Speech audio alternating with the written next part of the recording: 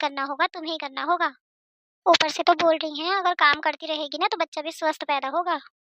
बेटा तू दामाद जी को बोल तुझे ना मायके छोड़ा है। तू जहाँ आएगी ना तेरी खूब सेवा करूंगी, जो होगा वो देखा जाएगा। और तेरे ससुराल वालों से ना मैं खुद बात कर लूंगी। ठीक है मम्मी, मैं शाम तक आ जाती हूँ।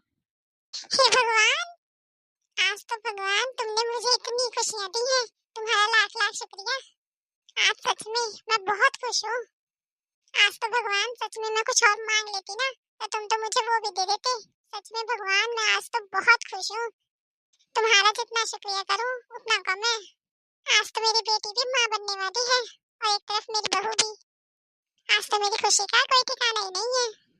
मैं तो नानी भी बनने वाली हूँ और दादी भी। चलो अब तो मैं अपनी बेटी के आने की तैयारी करती हूँ।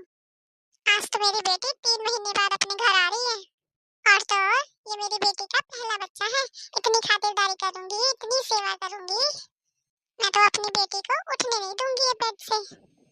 और मैं तो आज अपनी बेटी की मनपसंद चीजें बनाऊंगी।